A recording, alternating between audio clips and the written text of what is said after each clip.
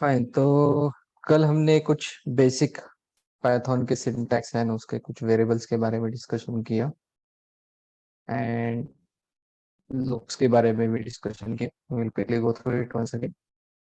So there are some constants that we can define in Python, like those can be integers, those can be float or string, and also we can perform some operations, mathematical arithmetic operations. We can print them, we can print the result of their operations.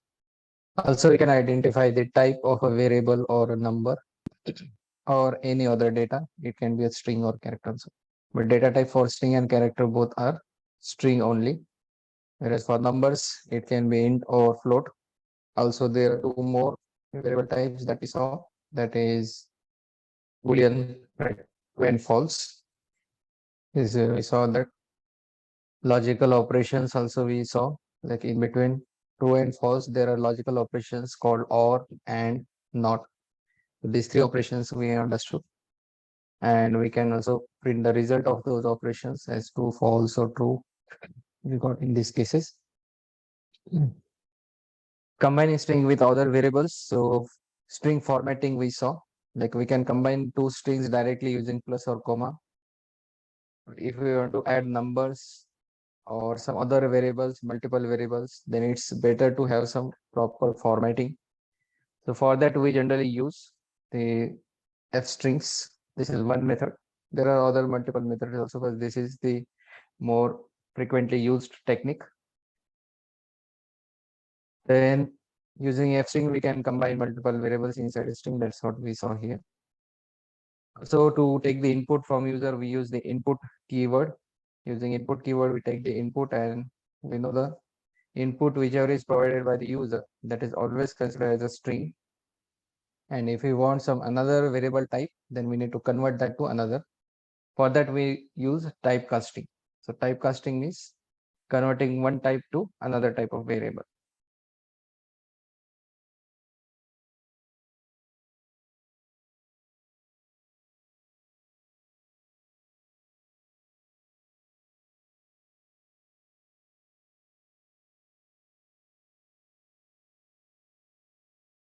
Remember, instead of float, if we use int here and we want to convert this 13.5 to int, then it will throw error.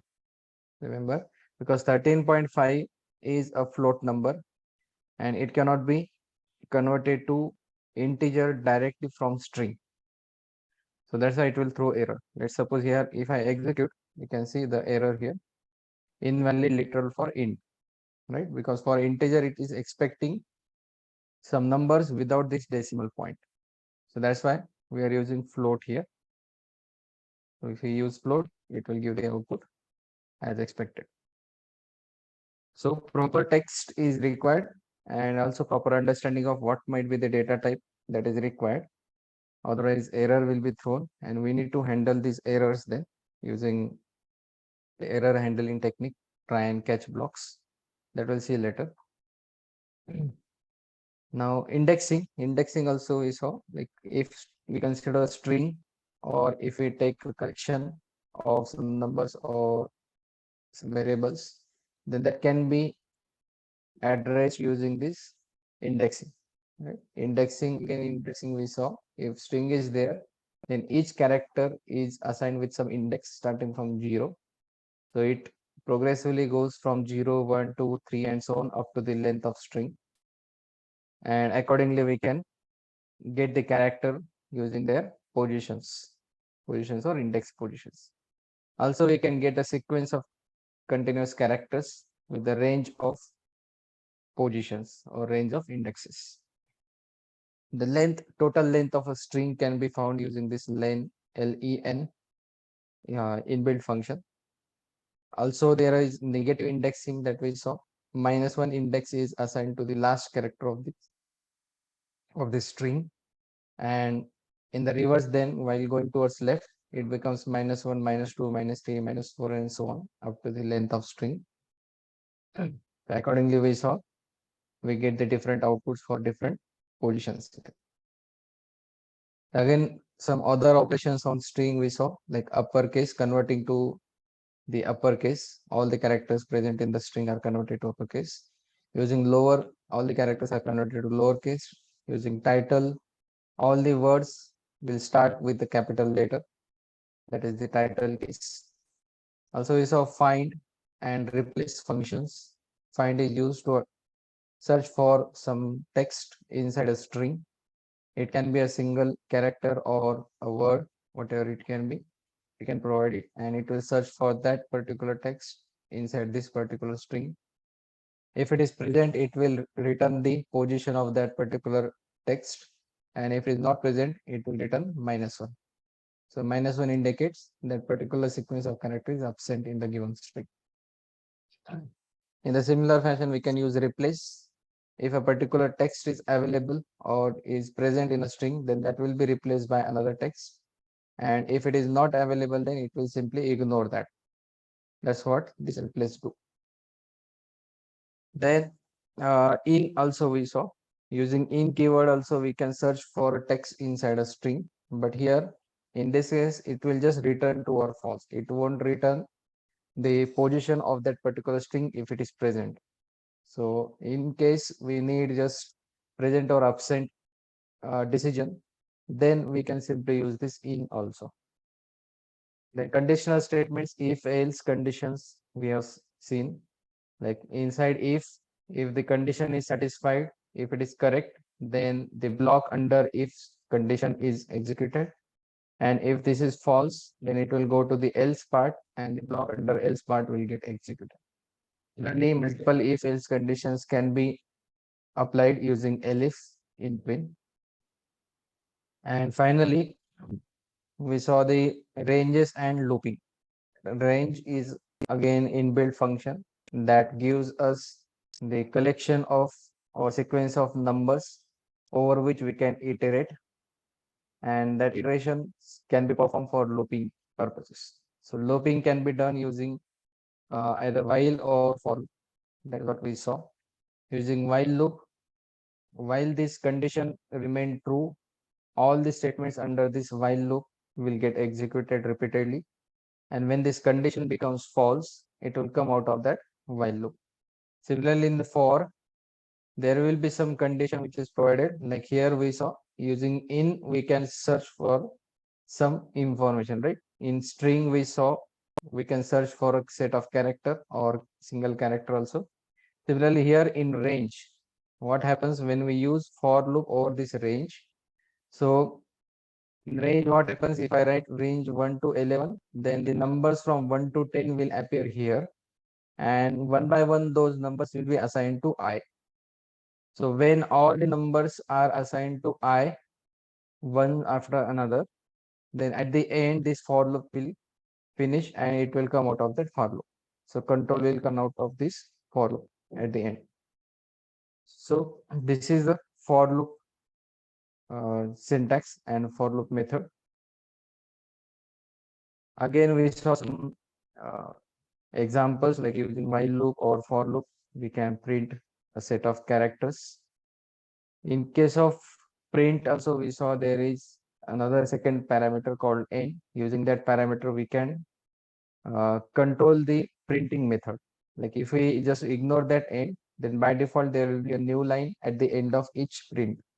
So if I just ignore this end, then there will be new line after each of these number. So all these numbers will be printed one by one on separate lines. So to avoid that, we want to print everything on one single line. So for that, we assign this end as simple colon and space. We can simply put space also, no problem. So space will be given in between all these numbers in that case. Then on that, I have given this assignment to try out so that we get this output. If you have done this assignment, just share that screenshot or complete code file with me so that I can check it out. And if it is not done, then it's your task to complete it today and send it by tonight or maximum tomorrow morning, right? So try to complete that so that you will get hands-on experience in this programming.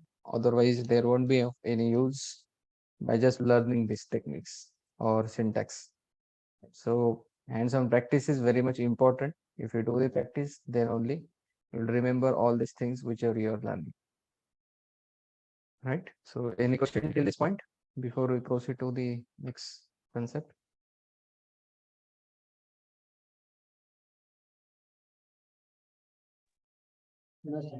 No. Fine, then let's proceed to the next concept. It is collections. Now in Python, we have different collections, different types of collections. Collections means what? Collection of multiple data. Right? Multiple data can be a collection of numbers, collection of strings, collection of characters, collection of other data types.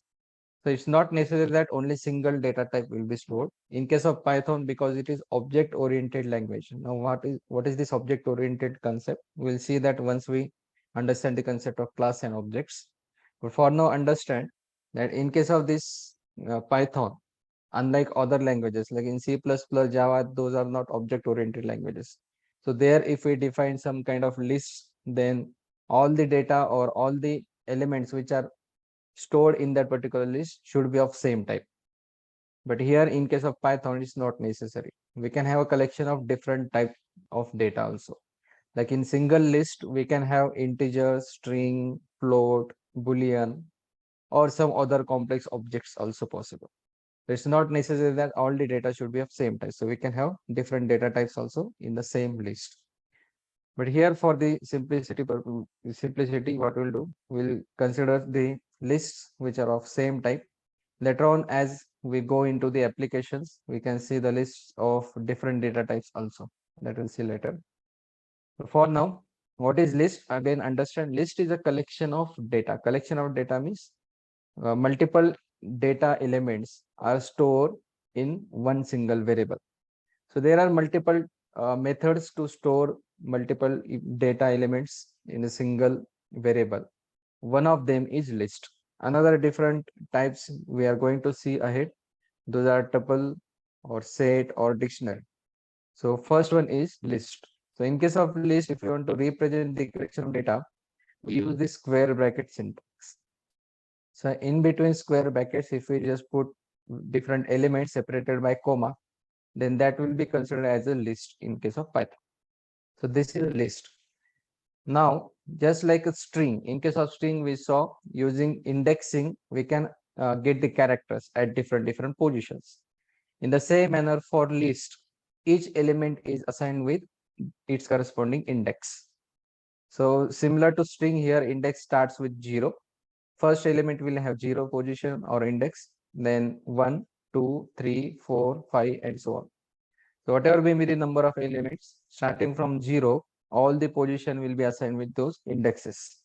And also we can access those elements using indexing. Similar to string, let's suppose these are the different prices of different objects which are stored in one particular list. Then we can get the price at different positions. Let's say prices of 0, then we'll get this first value. Prices of 2, then we'll get this 230. Price of -1 we know negative index, -1 means last element here, so we get -1 means last element here. Again -3 means we get 34 here. So if I just execute, we get the same output which is shown here, 120, 230, 182, and 30. Also we can take the other indexes which are available here, but remember index should not be out of this range. Let's suppose if I just print here, print prices of, so how many elements are there? There are 6 elements here. So 6 elements considering positive position indexes, it varies from 0 to 5. So 0, 1, 2, 3, 4, 5. 0 to 5 indexes are there. So if I provide 6 here, then what happens? There is no element which is at position 6 in this list. So it will throw error at that point. You can see list index out of range. That is the error it is giving for this 6 because it is not available. If I give up to 5, then no problem. It will print the elements of corresponding positions. Right. So index out of bound means we are somewhere going out of range of that particular list. So remember that point. Next, other methods on list. Let's say, for example, insert. If we want to insert an element in this list, some new element in this list at some position, then we can use this insert function. What it does, It takes two parameters. The first parameter is the position where we want to insert the element, and second parameter is the element that we want to insert. So here what we are saying, insert 1 comma 300 means at position 1 insert 300. So what will happen in this case, we have this particular list. Let's suppose I'll write here. So this is the list that we have. So in position 1 what we have 48. So what it will do, it will insert 300 there and push all the elements ahead, right? All the elements ahead by one position. So now at 0 position 120 is there. At first position we have 300 and all these elements are now at position 2, 3, 4, 5 and 6. So these elements are pushed ahead. Accordingly, if we just print this complete list, then we can see these elements are there. So this was the original list that we had, and we inserted the 300 element there, right? 300 element there, and accordingly we get the result. So let's suppose if I execute here, this was the original list which was available, and after inserting 300, we got this list. So earlier there were 6 elements that I got using len function, len function, and later after insertion, we got the 7 elements here. Yes, that's how we can insert the element at particular position. Then another method, we can use append also. Instead of insert, we can use append. In case of append, we don't need any position there. What append does, append actually add the element at the end of this list. If I do append here, let's suppose I'll do that prices dot append, then we'll insert some element, let's say 400, and again I will print this prices, and let's execute this. Now let me execute this part first, because this was the original list and here we modified the list, right, using insert. So now I execute this. So now you can see the elements. First, this was the original list. After insertion of 300 at position 1, we got another list here. Now after that we appended this 400 and this get appended at the end after 182. So you can see this is the final list with this list in addition to the last element 400 which is added at the end. So like this there are multiple functions or methods. Method means function only, remember. Method is another name for function only, which is applicable on different data types. So here we are applying those on list. One another similar function is clear. If we do clear, then all the elements in that list particularly are removed from the list and it becomes empty. So that will be the use of clear function. So if I execute this, now there is nothing in the prices, right? So it is showing the empty list. So that's how we can use the clear. Again, some more functions are there or methods are there. Like append, we saw the example. Extend, like if we have multiple elements to be appended, right? Suppose there are two lists. I have this one list and I have another list, and I want all the elements from second list to be appended at the end of this first list. In that case, we can use this extend. So let's say list1 dot extend and list2 here. So I will provide that list2 as a parameter. Then all the elements in the list2 will be added to the elements of first list. That's the use of this extend. Similarly, insert we already saw. Remove X element, it will remove that particular X element whichever we provide. Let's say if I apply remove 400, then that 400 element will be removed. And if there are multiple elements of this value, then first element whichever appear will be removed from the list.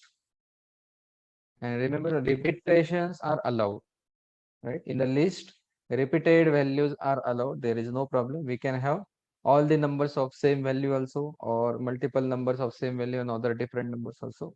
So anything is possible. There are no constraints for list. Then pop, what it will do, it will remove the element at ith position if this index is provided. Otherwise, if index is not provided, it will by default remove the last element. That's why it is saying defaults to end of the list. That means what? By default, if we don't provide this index, then the last element in the list will be removed. That's the purpose of this pop. Then after pop, we have clear. What it does, it remove all the elements that we saw here. it removes all the list. So list will be empty after clear. Then index, again to get the index of a particular element, we can use index. If you want to count how many times a particular element is appearing in a list, we can use count function. If you want to reverse the list, like there is some sequence of numbers, and if you want to reverse that particular sequence, we can use this reverse function or method. Again, if elements are like in a random order, and if you want to sort them in increasing or decreasing order, then we can use this sort function. Here we have reverse parameter. Reverse, if we put here as true, then it will be in increasing order, and if we put that as false, it will be in decreasing order. So only that sequence will change. Then list dot copy, what it will do, it will return a copy of list. Remember, if I do, let's say num, we'll take an example here, okay, to understand that copy part. So let's suppose we have this element list. We'll take a simple example. This is one list, num1 is equal to 13579, and if I do num2 is equal to num1, and if I print this num2, so what we expect? We expect that num2 is also same as num1 list, right? So that is what is expected, and it is showing that num2 is also having all the same elements here. But now suppose if I do num2 dot insert or append, I will do for now append, let's say 11. So I appended that element to num2. Now if I print num2, what do we expect? The same list with 11 added at the end, right? Yes, sir. And let's suppose if I print num1, there what should we expect? We expect this original list, right? Because num1 is not changed, num2 is changed, correct? So let's see what happens. If I execute this, what is happening? The first number 2, num2 list is same as num1. Now we have appended a number to num2, so we got that new list. And if I'm printing this num1 list, then again we can see this 11 is added to num1 also, right? But we are not appended that to num1. So what is happening here actually? When we assign this num1 to num2, so if we know the concepts of pointer from C language, right? So what happens there, using pointers, we assign the address of a particular location from one variable to another variable. In that case, changing the elements in one particular list gets affected to another also. Here with this assignment operation, we are simply assigning the location addresses. That's why even if we assign num1 to num2, what is happening actually, it is not just copying these elements to n2, but instead both these num1 and num2 will be pointing to the same list, right? So both these variables now will point to the same list. That's why even if I change num2, that same change will get reflected in num1 also. So if you want to avoid that, what should we do? We should not assign this directly from one list to another. So instead what we do copy. Now what will happen when I do this num1 dot copy? So it will take these elements, it will create some another copy, and that new copy will be assigned to num2 here. So now if I do changes in num2, those changes will not be reflected in num1. Now let's see what will happen if I execute the same code now. You can see here. So num1 originally, whatever was element value there, those get copied to num2. So we got the same elements. After appending to num2, we get the new element in num2. But when I print num1, now it is the same as original. So that's the importance of this copy, right? So if we want to make a copy of list, then use this copy method. Simply assigning one list to another will not create a copy. It will just point to the same list, right? So that will be just alias, we can say, right? Just alias get created for the list, right? So now these are different methods which are available on the list. So just like in the case of strings or ranges, we have loop using the for. Similarly, here on the list, we can loop using for. For that, just like in case of ranges, we used I in range. Here, instead of range, we can use this list. So in list, we have these elements 1, 3, 5, 7, 9. Over that, we can loop using this syntax. So for some variable name here, in is a keyword, and whatever list we have, that list name here. Then colon and whatever code block we want to execute in for, we can write below that. So what is happening here? I'm taking over all these elements in num, and all those elements one by one will be assigned to this I, and according to the value in I, we are printing 10 multiplied by I on the same line. Using this end element, we are just controlling the printing. So we are printing all the elements on the same line. So what elements we will be getting? 1, 3, 5, 7, 9, and multiply by 10 to all those. We'll get 10, 30, 50, 70, and 90 one by one. So this is how we can loop over list similar to ranges. Just instead of range, we'll just use the name of list, whatever it is there we have defined. Now there are two keywords, break and continue, that we need to understand to control the looping. So it's not necessary that always only the condition which is mentioned in front of while or for, only that condition should be met. But instead, in between execution of the block which is present inside the for or while, that can also be stopped, or some of the statements can be avoided to be executed. So that can be done using some another keyword, controlling keyword. Those are break and continue. So let's understand what are they and how to use them. So break, इसमें break क्या है? Break is used to come out of the loop before it ends by itself. मतलब क्या है कि loop के अंदर अगर हम multiple statements लिखते हैं और मान लो कहीं बीच में ही मुझे कोई मल्टीपल स्टेटमेंट लिखे, मान लो यहाँ पे मैं और कुछ ऐड करता हूँ, स्टेटमेंट 2, स्टेटमेंट 3, स्टेटमेंट 4, ऐसे कुछ मल्टीपल स्टेटमेंट्स है मान लो, और ये एग्जीक्यूट होते जा रहे हैं फॉर लूप के अंदर. बट मान लो ऐसा कोई कंडीशन आ गया, जैसे सपोज एग्जांपल, अगर ये 5 आता है, आई की वैल्यू 5 है, तो मुझे कोई स्टेटमेंट्स है वो एग्जीक्यूट नहीं करने हैं, बाकी सारे केस में एग्जीक्यूट करने हैं, सिर्फ जब ये 5 आएगा तब एग्जीक्यूट नहीं करना है. तो मैं क्या कर सकता हूँ, यहाँ पे कंडीशन लिख सकता हूँ. कंडीशन क्या है?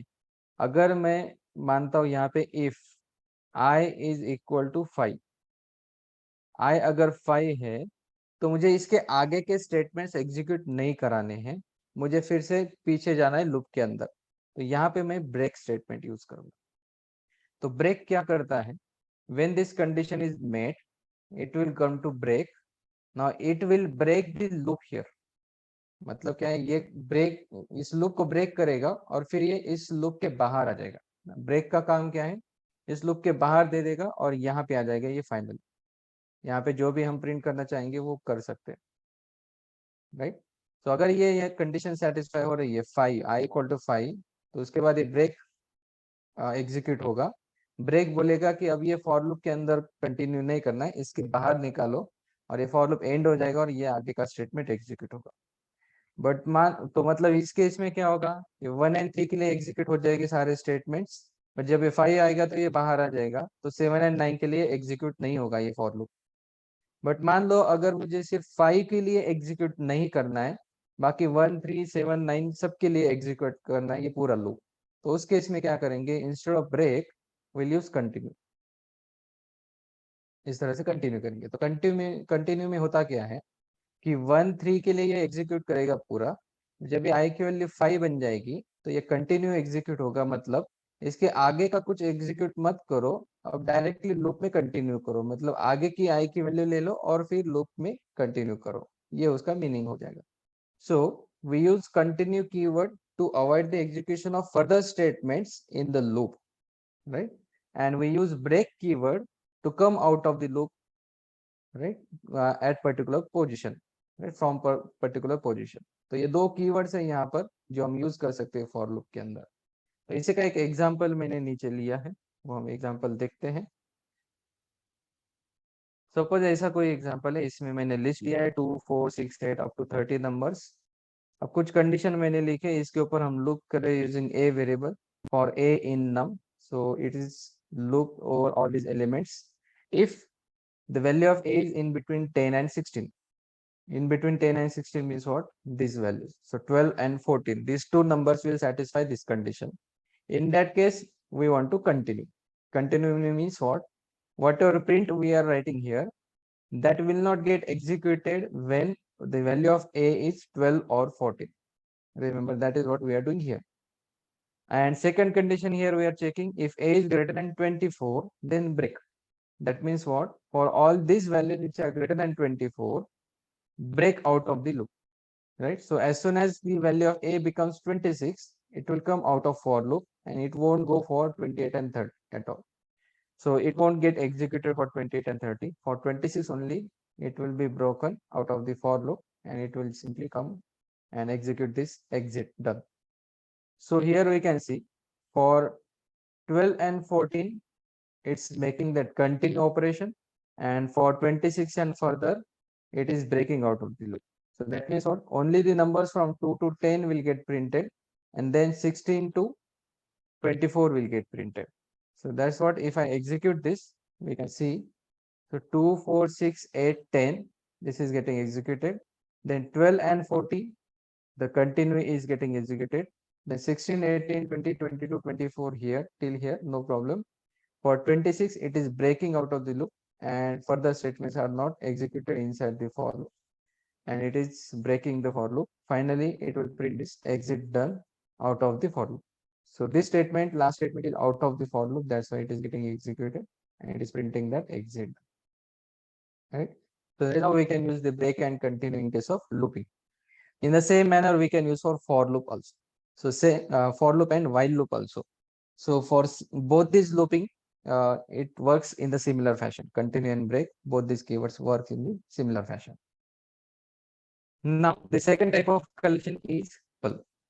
Just like list is a collection of multiple elements, tuple can also be a list of multiple elements or collection of multiple elements. Only the difference here is tuple cannot be modified. It is immutable. Immutable means what? Its size cannot be changed. Its element cannot be changed. So if once we define a tuple, all the elements which we have defined or which we have added at the time of definition itself, like the first line where we define the collection, that is the definition line, definition of collection. So at the time of definition only, whatever elements we have added, those elements get stored. Further, we cannot change those elements, right? So there is no provision to change this. So in case we want some list of elements which should not be changed further in code, then we use this tuple. So what is the syntax for that? To represent tuple, we use circular brackets. For list, we use square brackets. For tuple, we use circular brackets. So circular brackets indicates tuple, and all the elements which are present inside this are immutable. So they cannot be changed, they cannot be modified, they cannot be removed, or we cannot add new element. That means what? It is fixed. Size is also fixed, and all the element values are also fixed. They cannot be changed. That is the tuple. So here we can print this. We have just defined one marks variable with this tuple collection of numbers. Then we can just type print a type which is showing here as a tuple. You can see. Again, index is applicable here. Just like list, we can access the elements using position indexes from 0, 1, 2, 3, 4 up to the size, and also in the negative fashion we can get the elements using negative indexes just like list. So remember, only the difference here is definition using circular brackets, and we cannot modify the elements. If we try to modify, then it will throw the error. Remember, we cannot change, otherwise it will throw the error. So what other methods are available here? What methods we can use on this table? So we can see the methods are only two: count and index. So if we have some value we want to search, we can use either index or count. If the value is present, it will return the non-zero count. If it is not present, it will return 0. Similarly, index, if the element is present, it will return the position of first appearance. Otherwise, it will return -1. Right? So that is how these two will work on the tuple. Only these two operations are allowed. There is no append or insert or remove is applicable here. Those methods are not available. So here we can see we have defined this here. So 73, 82, 91, these elements are there, which we have defined. And we are just executing this count and index here. So count 91 and index 78. So you can see here, if you want to count 91, so there are 3 elements which are having value 91. So it is returning 3. And also position of 78, index of 78. So 0, 1, 2, 3. So position of 78 is also 3. So that's why it is giving the output 3 and 3. So first is count 3, 91. Second is index 3 for 78. So these are only two methods applicable on the. Now we have third collection, which is called set. Now what is set? Set is a collection of unique elements. That means no duplicates are stored, no duplicates are allowed. So all the elements which are present in the set, all those elements are unique. All the elements are different. No repetitions are allowed. If we try to insert element with the same value which is already present in the collection, then it will simply ignore that insertion. Right? So it will not add that new element with the same value. It will simply ignore. But if the element which we want to insert is not available in the set, then it will add that particular element into the set. So that's the purpose of this set. Now to represent this set, we use curly brackets. So curly brackets are used to define a set. For example, here, see, and in the definition itself, what I did, I have added some elements, and at the end, I have added 2 elements which are having same value. So even if we have repeated elements, what it will do during the storing in the backend, it will check the uniqueness of all the elements. If element is getting repeated, it will simply ignore that element. So here only 12, 13, 14 and 15 will get stored and last 15 will get ignored. So that's what we can see here. In IDs, if I print IDs here, it is showing only 12, 13, 14 and 15. And if we show the type of these IDs, we can see it is set. All right. So this is the new collection which is used for unique collection. Right. For example, if you want to collection of roll numbers or collection of email IDs, right? Email IDs of different users. So all the different users should have different email IDs. That's the purpose of email ID. So it should be unique to all. So such set can be used in that case. Right. Next, let's suppose if you want to add 12, right? We are trying to add 12, but 12 is already present there. So it won't add, it will simply print the original set. If we want to add new element, it will get added there at the end, and the element which is getting added here will be shown here in the new set. So add function can be used to add new element. Again, one more thing, indexing is not applicable on set. Remember, on tuple and list, indexing was allowed, but in set it is not allowed. The reason being, the elements which we are adding into the set are not added in a particular order. So there is no ordering that if we add an element, it is not guaranteed that an element will get added at the end on. It's not guaranteed. Sometimes it will get added at the end, but sometimes it may get added in between. तो कभी कभी वो and में add हो सकता है, कभी कभी बीच में भी वो ऐड हो सकता है. कोई ऐसा सीक्वेंस डिफाइन नहीं किया गया पाइथन में कि सेट में अगर हम कोई एलिमेंट ऐड करते हैं तो वो एंड में ही ऐड होगा, ऐसा कुछ नहीं है. तो कहीं भी ऐड हो सकता है. तो कहीं भी अगर वो ऐड हो सकता है तो उसके पोजीशन का कोई मीनिंग नहीं बचता है. इसलिए यहाँ पे सेट के ऊपर हम इंडेक्सिंग अप्लाई नहीं करते या उसके लिए हम यूज नहीं करते. तो indexing is not allowed here, it's not applicable. If we just try to access elements using index, it will throw error that it is not subscriptable. Subscriptable नहीं है मतलब क्या, हम उसमें इंडेक्सिंग अप्लाई नहीं कर सकते, पोजीशंस वहां पे डिफाइन नहीं होते हैं. तो क्या क्या मेथड से इसके ऊपर हम अप्लाई कर सकते हैं, जैसे ऐड हमने किया वैसे, और ये कुछ अलग अलग मेथड से जो हम सेट के ऊपर ऐड अप्लाई कर सकते. तो ऐड है, क्लियर है, कॉपी है, ये वही वैसे ही मेथड से जैसे हमने पीछे देखे थे लिस्ट के ऊपर. नेक्स्ट है डिफरेंस. डिफरेंस में होता है कि अगर हम दो सेट डिफाइन करते हैं, दो अलग अलग कलेक्शन से, तो इन दोनों में अलग अलग यूनिक एलिमेंट्स हो सकते हैं, कुछ कॉमन एलिमेंट्स भी हो सकते हैं. तो उस केस में अगर मैं डिफरेंस लेता हूं तो जो जो एलिमेंट्स अलग अलग है उसका एक नया सेट क्रिएट हो जाता है और वो रिटर्न होगा यहाँ पर. Similarly, difference update, it removes the items in this set that are also included in another and specified set, right? जो भी हम यहाँ पे सेट स्पेसिफाई करेंगे उसके अंदर ब्रैकेट के अंदर, उसके साथ वो कंपेयर होगा एंड अकॉर्डिंगली जो अलग अलग एलिमेंट्स है वो रिमूव हो जाएंगे उस पर्टिकुलर लिस्ट सेट से, और वो सेट अपडेट भी हो जाएगा। रिमेम्बर, वो सेट पर्टिकुलर सेट अपडेट होगा, इसलिए ये डिफरेंस अपडेट कहलाता है। Discard remove this specified item, इसके अंदर हम आइटम डिफाइन दे सकते हैं जो हमें सेट से रिमूव करना है। इंटरसेक्शन, ये मैथमेटिकल ऑपरेशंस अगर तुम्हें याद है स्कूल में पढ़े हुए, तो दो पर्टिकुलर सेट से उनका इंटरसेक्शन, यानी क्या जो कॉमन एलिमेंट्स है उसका पर्टिकुलर सेट, तो वो अगर हमें चाहिए तो इंटरसेक्शन फंक्शन या मेथड हम अप्लाई कर सकते हैं। इसमें भी एक सेट के ऊपर हम फंक्शन अप्लाई करेंगे और दूसरा सेट जो है वो ब्रैकेट के अंदर हम अप्लाई करेंगे। जैसे मान लो अगर मेरे पास दो सेट्स है, इट्स सेट वन हमने कुछ डिफाइन किया यहाँ पर, सेट वन हमने डिफाइन किया एंड सेट टू भी हमने कुछ डिफाइन किया, कुछ एलिमेंट्स हो गए इसके अंदर।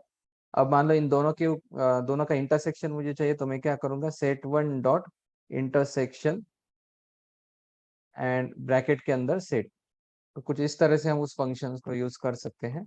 और फिर इससे जो भी रिजल्ट आएगा वो रिजल्ट यहाँ पे मैं मान लो इंटरसेक्शन के अंदर स्टोर करूँ, right? So that will be return and it will be stored as another new set. इस तरह से कुछ हम ये इंटरसेक्शन मेथड्स को वगैरह यूज कर सकते हैं, right? Similarly others like disjoint, subset, subset यानी क्या, या डिसजॉइंट यानी क्या, दो जो सेट्स है वो अलग अलग है क्या, उनमें कोई कॉमन एलिमेंट होगा तो वो डिसजॉइंट नहीं है। अगर दोनों में कोई एलिमेंट कॉमन नहीं है, यानी अलग अलग एलिमेंट से दो सेट्स में अलग अलग, तो वो डिसजॉइंट कहलाते हैं। तो वो डिसजॉइंट है या नहीं, ये डिसीजन ये मेथड हमें देता है। इस सबसेट यानी क्या, एक पर्टिकुलर सेट के सारे एलिमेंट्स दूसरे में अगर हो गए तो वो पहला सेट जो है वो दूसरे का सबसेट कहलाता है। तो वो सबसेट है या नहीं, या सुपरसेट उसका रिवर्स, अगर एक सेट के अंदर दूसरे सेट के सारे एलिमेंट हैं तो ये पहला सेट जो है वो दूसरे का सुपर सेट बन जाएगा। तो वैसे ये सबसेट या सुपरसेट है क्या, वो समझने के लिए हम इन फंक्शंस को या मेथड्स को यूज कर सकते हैं। Then pop, just like list, we can pop the element at the end of a set, या सेट के अंदर का कोई एलिमेंट हमें रिमूव करना है तो वो कर सकते हैं। वैसे रिमूव हम कर सकते हैं, रिमूव के अंदर हम पर्टिकुलर एलिमेंट दे सकते हैं कि वो एलिमेंट हमें रिमूव करना है। सिमेट्रिक डिफरेंस अपडेट वैसे ही है, जैसे हम सीक्वेंस में चेक करते हैं कि सिमेट्रिकली कोई एलिमेंट, जैसे ऑर्डर में एक पर्टिकुलर ऑर्डर में हमने उसको सॉर्ट आउट किया, तो उसके बाद फिर वो डिफरेंस कैसे अवेलेबल है, अकॉर्डिंगली ये डिफरेंस या डिफरेंस अपडेट ये रिटर्न करते हैं। इनका रेयरली यूज होता है वैसे, just for the complete added these methods, you can experiment with these methods, exactly क्या क्या होता है, वो कैसे परफॉर्म करते हैं, you can try it and understand and remember those. Then union, यानी दो पर्टिकुलर सेट के कॉम्बिनेशन करके उनके एलिमेंट्स, सारे एलिमेंट, दोनों सेट के सारे एलिमेंट्स एक तीसरे सेट में हम स्टोर कर सकते हैं। एंड अपडेट, कोई पर्टिकुलर सेट अगर हमें अपडेट करना है तो वो हम यहाँ पे अपडेट कर सकते हैं, यानी एक सेट में दूसरे सेट के एलिमेंट हमें अगर ऐड करने हैं तो वो भी हम यूजिंग अपडेट परफॉर्म कर सकते हैं। तो ये अलग अलग मेथड से जो सेट के ऊपर हम परफॉर्म कर सकते हैं, you can try it out one by one, सारे फंक्शंस या मेथड्स एक एक करके और ट्राई कर लो, कुछ ज्यादा डिफिकल्टी नहीं है। जस्ट एक एक फंक्शंस मेथड्स अप्लाई करने की कोशिश करो, देखो कि आउटपुट क्या क्या आते हैं and understand remember them. Sorry, similar to all these three collections that we saw, list, tuple and set, we have one more as a dictionary. But dictionary में डिफरेंस ये है कि डिक्शनरी के अंदर, जैसे नॉर्मल डिक्शनरी हम use करते हैं, इंग्लिश डिक्शनरी, वर्ड्स डिक्शनरी, उसमें होता क्या है, वर्ड होता है और उसके मीनिंग होते हैं एंड सारे वर्ड्स ऑलमोस्ट यूनिक होते हैं। वैसे डिक्शनरी में होता क्या है, डिक्शनरी में की एंड वैल्यू इस तरह के पेयर्स होते हैं। तो की यूनिक होती है सारी, अलग अलग की वहां पे प्रेजेंट होनी चाहिए एंड हर की के साथ एक वैल्यू असाइन होती है। जैसे नॉर्मल वर्ड्स डिक्शनरी में होता क्या है, एक वर्ड होता है और वर्ड के साथ उसका मीनिंग असाइन होता है। तो वैसे ही हर की के साथ वैल्यू असाइन होगी और वो पेयर में स्टोर होगे।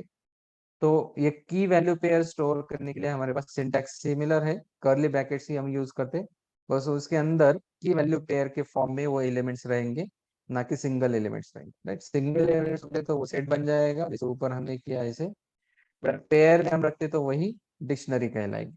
तो की एंड वैल्यू पेयर्स हमेशा वहां पर रहेंगे।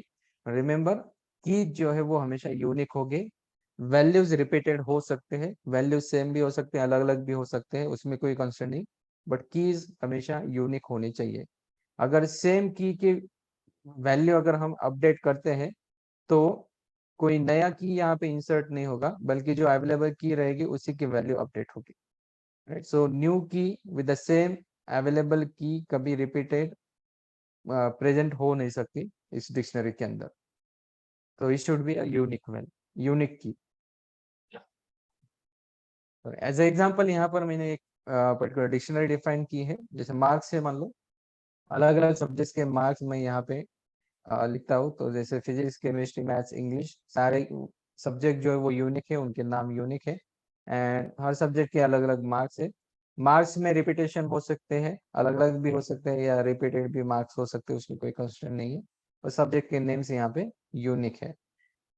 Now when we want to print, how to print a particular value, तो यहाँ पे क्या होता है डिक्शनरी के अंदर, जैसे हम नॉर्मल डिक्शनरी में ढूंढते हैं, कोई अगर वर्ड की मीनिंग हमें ढूंढनी है तो हम क्या करते हैं, वो वर्ड सर्च करते हैं और फिर उस वर्ड के सामने का मीनिंग उसका रीड करते हैं या अंडरस्टैंड करते हैं।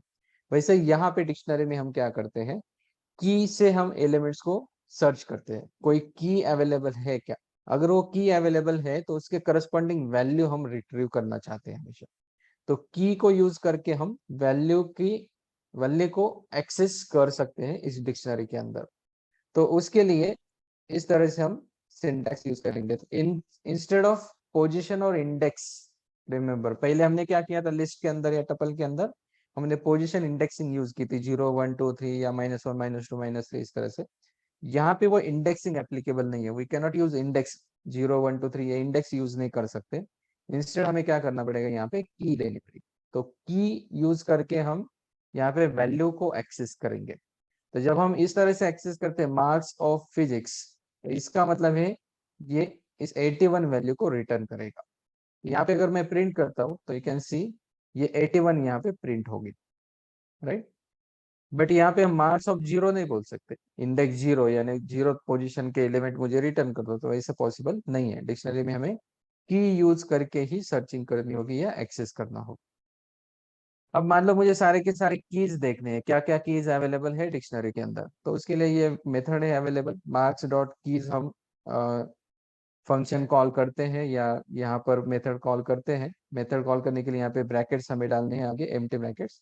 तो कीज एंड एम्प्टी ब्रैकेट, तो it will call that particular method and it will return all the keys which are available. So here I can see it is showing this dictionary keys, तो उसके अंदर ये list है पूरी, कौन से keys available है उसकी लिस्ट उसने रिटर्न कर दी, राइट। तो these are dictionary keys। तो जस्ट लाइक यहाँ पे जैसे हमने मार्क्स को रिट्रीव किया, वैसे यहाँ पे भी हम मार्क्स को रिट्रीव कर सकते हैं। एंड वैल्यूज को अगर चेंज करना है मुझे, तो अगेन वही डिक्शनरी का नेम एंड उसके अंदर की डाल के उस वैल्यू को हम असाइन कर सकते हैं, चेंज कर सकते हैं। तो यहाँ पे जैसे मार्क्स में पहले फिजिक्स में हमने देखा ये 81 मार्क्स थे। अब मैंने क्या किया, एक न्यू वैल्यू असाइन की, marks of physics is equal to 90, मतलब फिजिक्स की के साथ इस 90 वैल्यू को मैंने असाइन किया। तो मतलब ये 81 अब रिप्लेस हो जाएगा इस 90 के साथ, और 90 की वैल्यू वहां पे स्टोर हो जाएगी। अब फिर से अगर मैं मार्क्स लिस्ट को प्रिंट करता हूँ, तो फिर इसके सामने यहाँ पे मुझे 90 दिखेगा और बाकी वैल्यूज एज इट इज जैसे थे वैसे।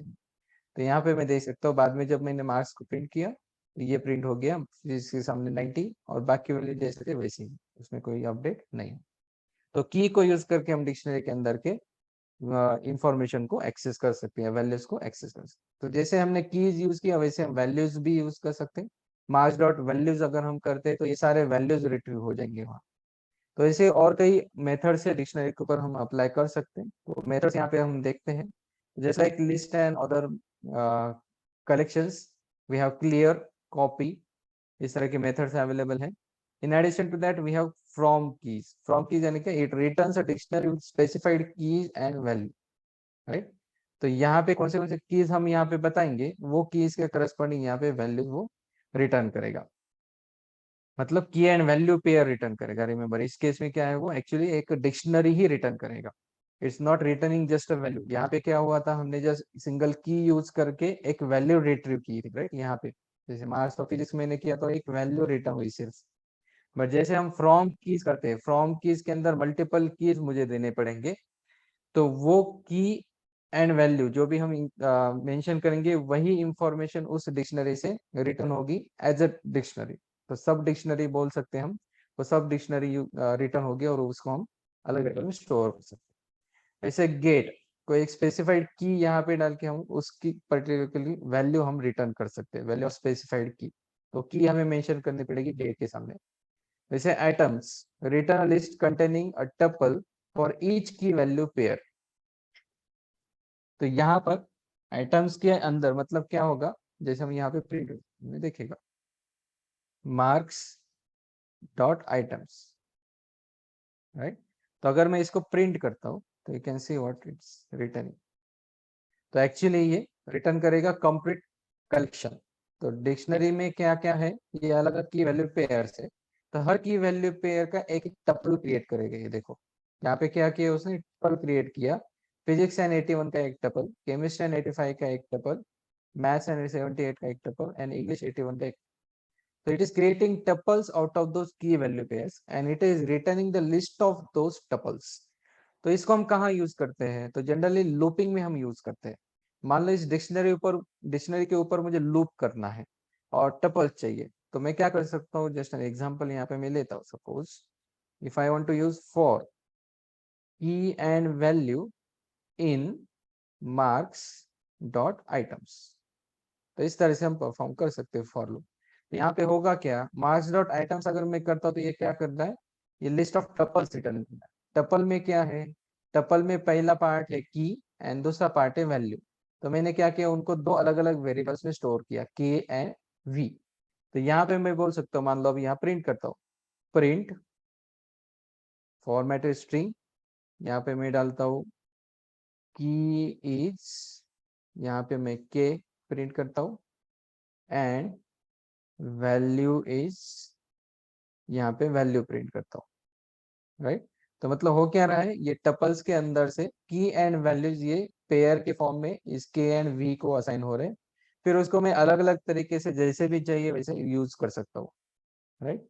तो इसको मैं एग्जीक्यूट करता हूँ तो यू कैन सी की इज फिजिक्स, वैल्यू इज 90, की is chemistry, value is 85 and so on. तो सारे टपल जो है उन सबके लिए ये स्टेटमेंट प्रिंट हो गया। तो जैसे की एंड वैल्यू पेयर को अगर मुझे एक्सेस करना है फॉर लूप के लिए, तो हम इस तरह से एक्सेस कर सकते हैं। तो आइटम्स उसके लिए हम यूज करेंगे। वैसे कीज हमने देखा, सारे के सारे कीज रिटर्न करता है। पॉप क्या करेगा, पॉप के सामने जो भी हम की यूज करेंगे वो की के करस्पॉन्डिंग एंट्री डिक्शनरी से वो हटाएगा। पॉप आइटम्स अगर मल्टीपल है, या रिमूव द लास्ट इंसर्टेड की वैल्यू पेयर, लास्ट अगर मुझे करना है जो भी की वैल्यू पेयर है इंसर्टेड, लास्ट इंसर्टेड, तो उसको हम रिमूव कर सकते हैं using pop item. Set default return the value of specified keys, if key does not exist then insert the key with the specified value। मतलब यहाँ पे क्या हो रहा है, यहाँ पे हम क्या बता रहे हैं, एक पर्टिकुलर वैल्यू वहां पे की मेंशन करेंगे, वो की अगर एग्जिस्ट करती है डिक्शनरी के अंदर तो वो वैल्यू वो रिटर्न करेगा। बट मान लो वो की एग्जिस्ट नहीं करती तो क्या होगा, तो वो क्या करेगा, वो की को इंसर्ट करेगा डिक्शनरी के अंदर, जिसमें वो एक पर्टिकुलर वैल्यू भी डिफाइन करेगा, राइट। यहाँ पे की एंड वैल्यू हम मेंशन करेंगे सेट डिफॉल्ट के अंदर।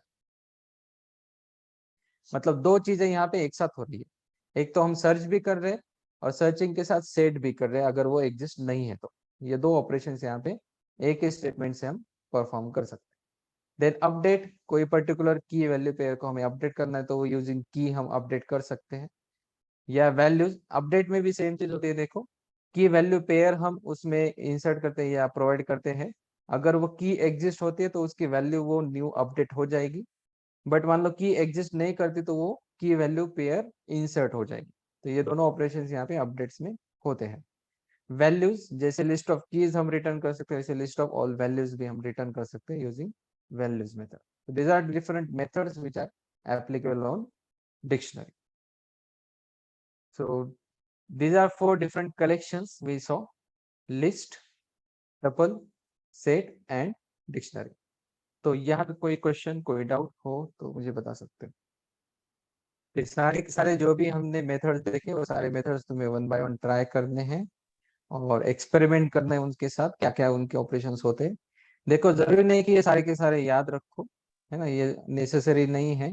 कोई भी पाइथन डेवलपर इन सारे फंक्शंस के मेथड्स को याद नहीं रखता है, क्योंकि कोडिंग में जब हम ये कोडिंग करते हैं, जैसे पाइथन हो या कोई भी आईडीई हम यूज करते हैं, तो उस आईडीई के अंदर ये सारी लिस्ट हमें दिख जाती है। जैसे हम डॉट करते हैं, डॉट लिखते हैं उस लिस्ट के सामने या वेरिएबल के सामने, जैसे पूरी फंक्शन की लिस्ट वहां पे वो दिखाता है। तो लिस्ट को देख के हम खुद को रिमाइंड करा सकते हैं कि क्या क्या मेथड्स अवेलेबल है। तो it's not necessary to remember all thing, but ये क्या क्या करते हैं, क्या ऑपरेशन परफॉर्म करते हैं, वो हमें समझना जरूरी है। तो always try to experiment with this methods, इन सबके साथ एक्सपेरिमेंट परफॉर्म करो, क्या क्या होता है वो समझ लो एंड उसको याद रखो। तो कोई क्वेश्चन यहाँ तक हो तो बता सकते हो। प्रैक्टिस करनी पड़ेगी इसकी बस। समझ में तो सब कुछ आया, क्या क्या आवाज क्लियर नहीं है। समझ में तो सब कुछ आया, बट अभी 1 बाय 1 अगर उसको प्रैक्टिस करके थोड़ा इम्प्लीमेंट करेंगे प्रैक्टिस तो करनी, हाँ हम्म राइट। तो प्रैक्टिस करनी है, ये सारे के सारे फंक्शन जो भी हमने बताए हैं, जैसे हमने एक्सप्लेन तो किया अभी, बट जब ये खुद करोगे एक्सपेरिमेंट तभी ये तुम्हें याद रहेगा। अब सारे के सारे यहाँ पे हम एग्जीक्यूट नहीं करेंगे, क्योंकि उतना टाइम हमारे पास नहीं है। So it's not required that ये सारे के सारे हमें एग्जीक्यूट करके अभी के अभी देखने पड़ेंगे। बट जैसे दिन तुम प्रैक्टिस करोगे तो ये आसान है, वो इसमें कोई कॉम्प्लेक्सिटी नहीं है। तो आसानी ओके। से समझ सकते हो और उसको याद भी रख सकते हो कि ये ऑपरेशंस क्या क्या परफॉर्म करते हैं। और प्रैक्टिस करते हुए या फिर एक्सपेरिमेंट करते हुए कहीं भी अगर डाउट आता है तो वो नोट करके रखो, अगले सेशन में मुझे बताओ, है ना? कुछ पार्ट नहीं समझा हो तो ठीक डू है, ऑल दीज एक्सपेरिमेंट्स, अलग अलग मेथड यूज करके देखो कि उसका क्या क्या ऑपरेशन होता है। चलेगा। Right. और कोई क्वेश्चन सुभाष? अभी तो नहीं। Okay, fine. Then let's proceed to the next part, that is functions. Functions Python के अंदर क्या होते हैं और उसको कैसे हम यूज करते हैं वो देखेंगे। फंक्शन यानी क्या? फंक्शन यानी एक पर्टिकुलर सेट ऑफ ऑपरेशन है जो हम परफॉर्म कर सकते हैं। तो फंक्शन जैसे प्रैक्टिकल लाइफ में भी हम अलग अलग तरीके से देख सकते हैं, जैसे बटन्स होते हैं अलग अलग, राइट? मान लो रिमोट के ऊपर बटन होते हैं या फिर गाड़ी के अंदर बटन्स होते हैं, तो वो बटन जब भी हम दबाते हैं तो होता क्या है, मल्टीपल ऑपरेशंस हो सकते हैं। जैसे मान लो कीबोर्ड के ऊपर हम बटन दबाते हैं, तो होता क्या है, जैसे हम बटन दबाते हैं वैसे उस पर्टिकुलर रिमोट के अंदर कहीं ना कहीं कुछ ऑपरेशन होता है, कहीं ना कहीं कुछ करंट फ्लो होता है। उस करंट फ्लो होने की वजह से वहां से कुछ रेडिएशंस बाहर आते हैं। वो रेडिएशंस फिर टीवी के ऊपर या फिर जहाँ पे भी जिसका भी वो रिमोट रहेगा उस पर्टिकुलर डिवाइस के ऊपर वो जाएंगे रेडिएशंस। वो रेडिएशंस फिर वो डिवाइस कैच करेगा, उसको रीड करेगा, रीड करके फिर जो भी ऑपरेशन होगा उस बटन के करस्पॉन्डिंग वो ऑपरेशन परफॉर्म होगा। जैसे मान लो कोई चैनल का नंबर हम दबाते हैं तो टीवी के लिए, तो चैनल का करस्पॉन्डिंग वहां पे चैनल अपीयर होता है टीवी के ऊपर।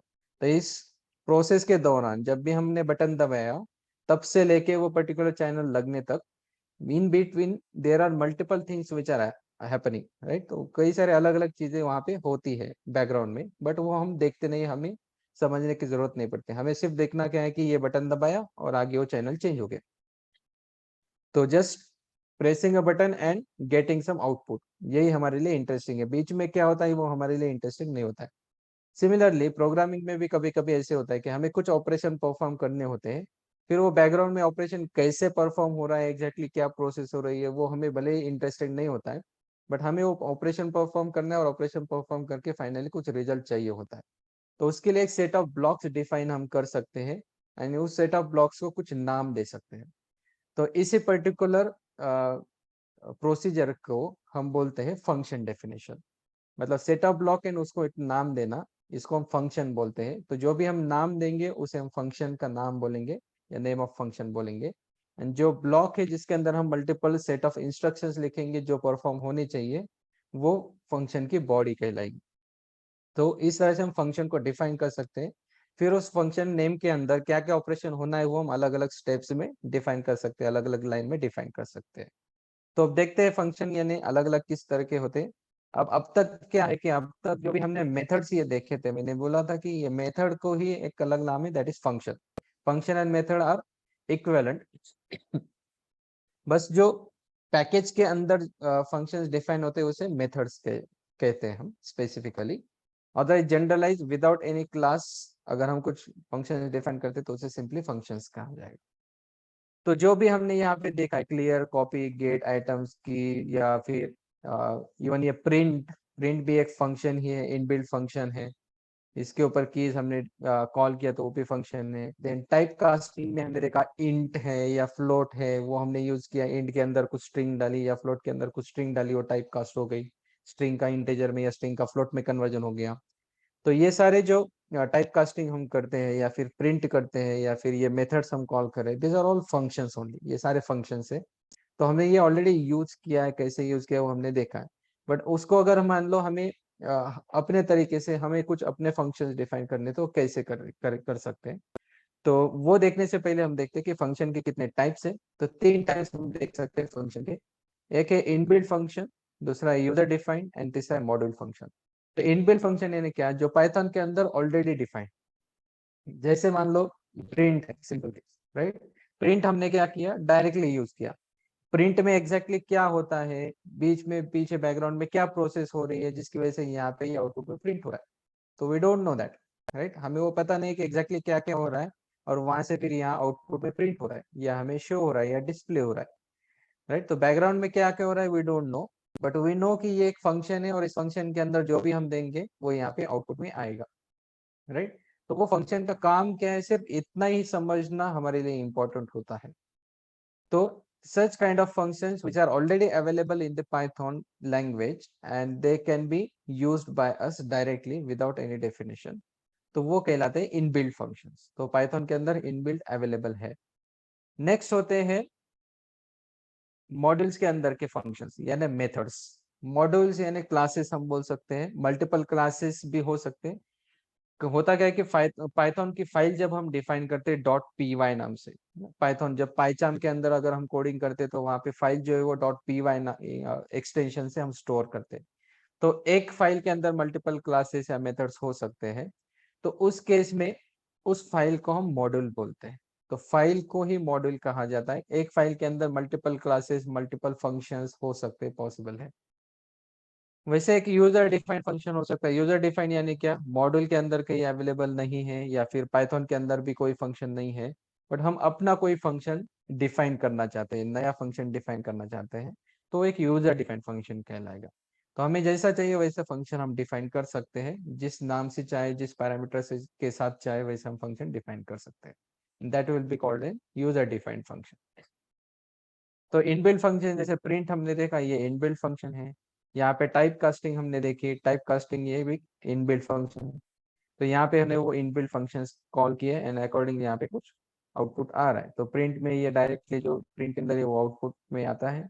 इंटीजर यानी या फ्लोट का इंटीजर में कन्वर्जन हो रहा है, तो ये 4 यहाँ पे प्रिंट होते जा रहा है।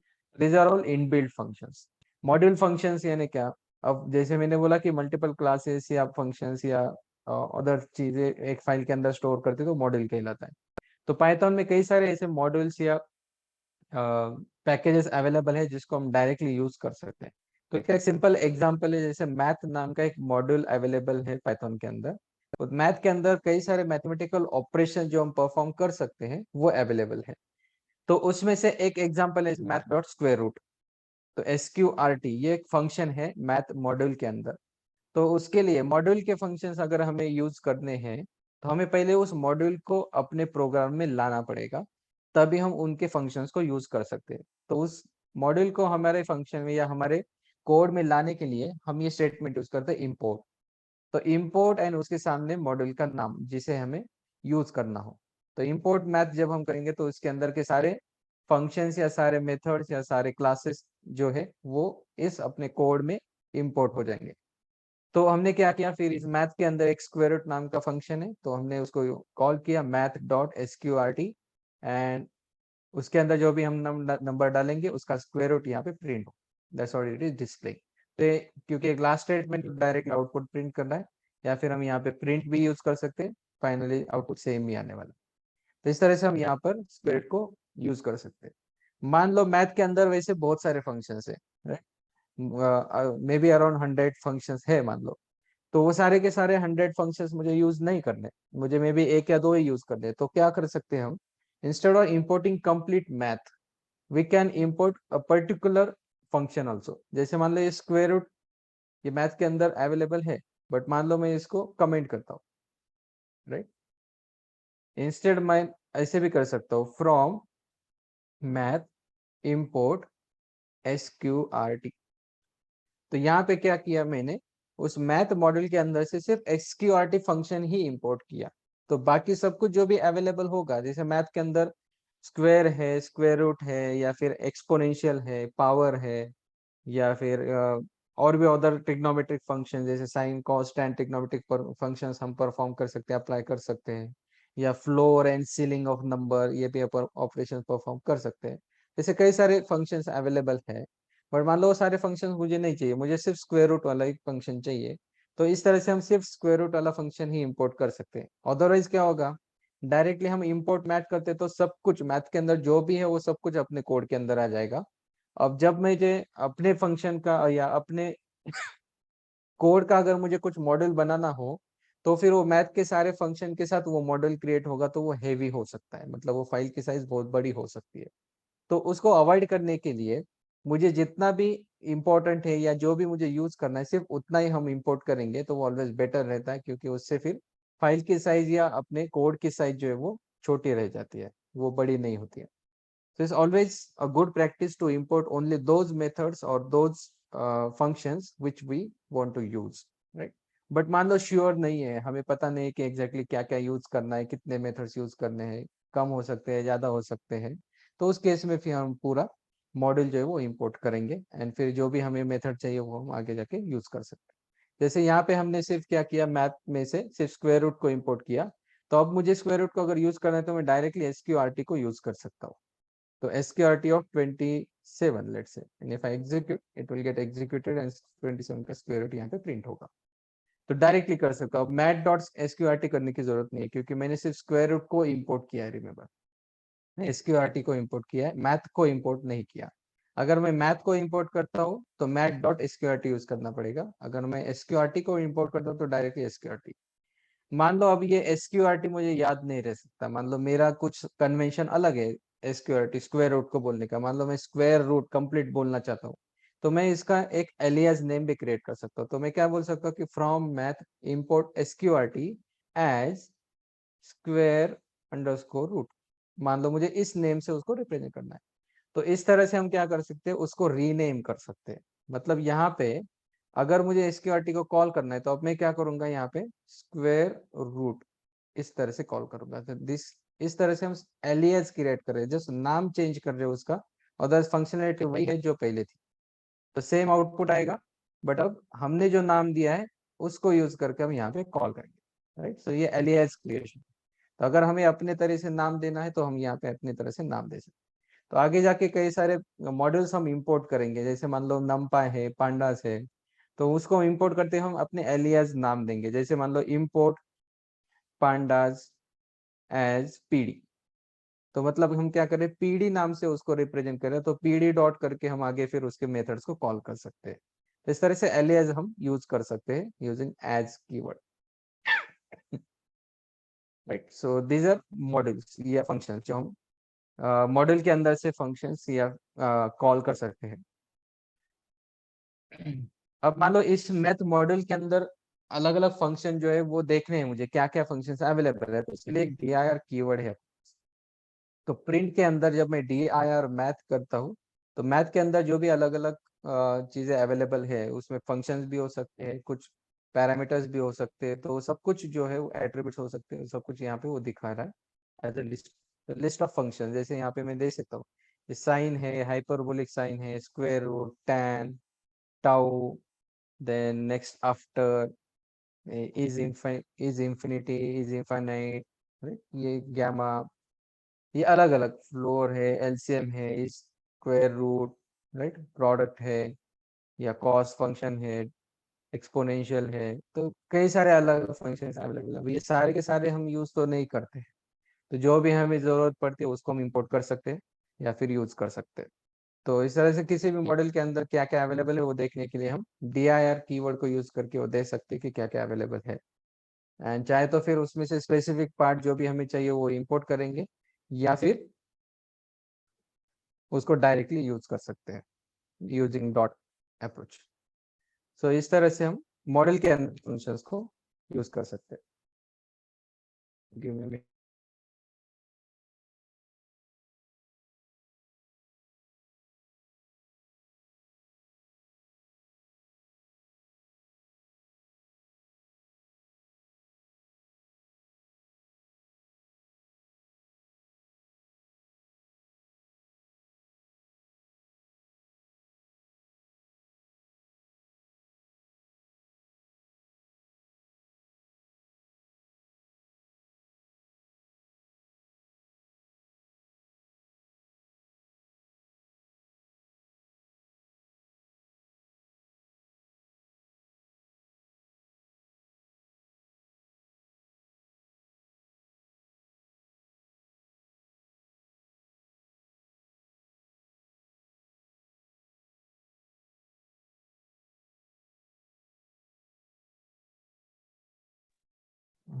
अब तो ये थे मॉडल के अंदर के फंक्शंस।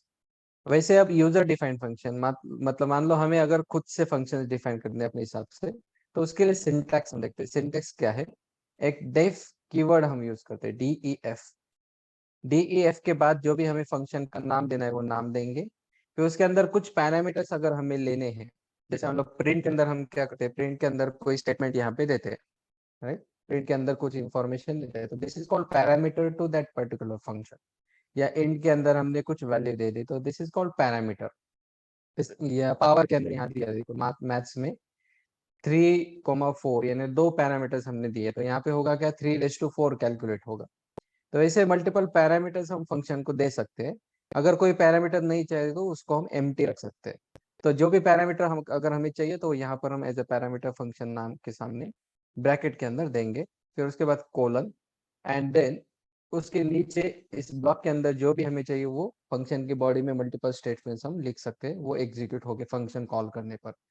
उसमें हम रिटर्न स्टेटमेंट भी डाल सकते हैं। रिटर्न स्टेटमेंट यानी क्या, इस फंक्शन के अंदर कुछ मान लो कुछ कैलकुलेशंस किए या कुछ ऑपरेशंस परफॉर्म किए और उसका रिजल्ट मुझे रिटर्न करना है, या जहां से भी कॉल होगा वहां पे मुझे भेजना है, तो इस रिटर्न स्टेटमेंट को हम यूज कर सकते हैं। तो रिटर्न स्टेटमेंट क्या करेगा, रिटर्न के आगे जो भी हमने लिखा होगा वो सब कुछ यहाँ पे रिटर्न करेगा, जहां से भी हमने कॉल किया है वहां पर, राइट?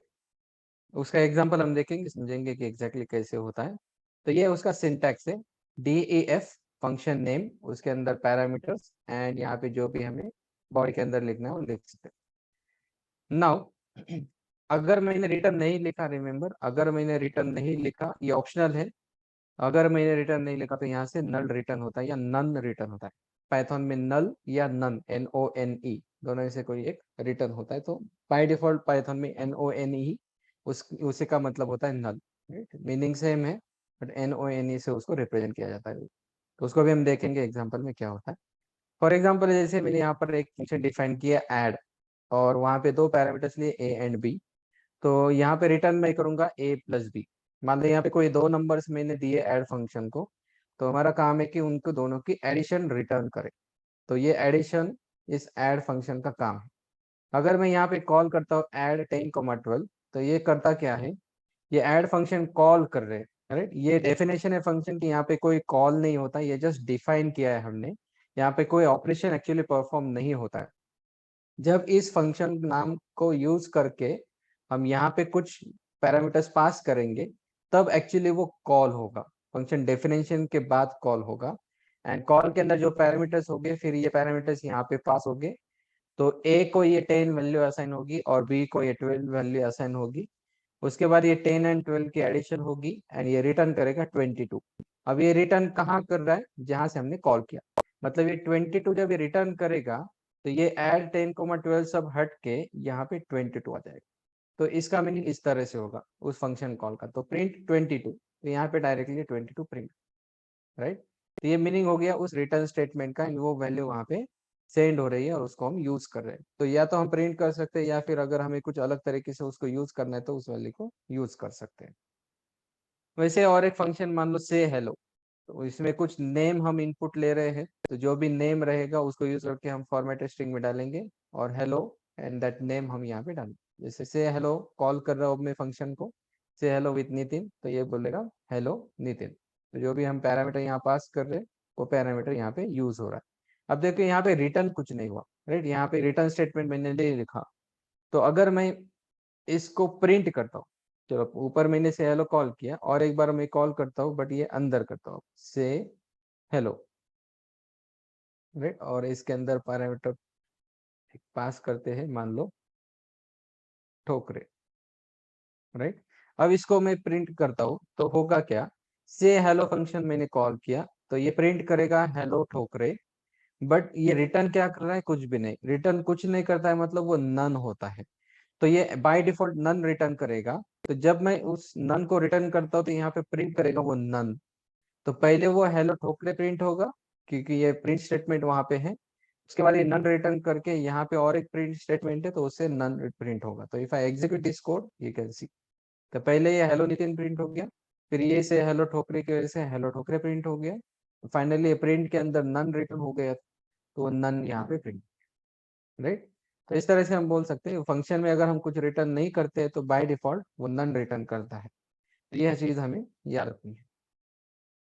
तो यहाँ तक ये फंक्शंस के हमने टाइप देखे हैं। उसको अगर मैन्युअली या यूजर डिफाइन फंक्शन डिफाइन करना है तो कैसे करना है वो भी सिंटैक्स हमने यहाँ पे देखा।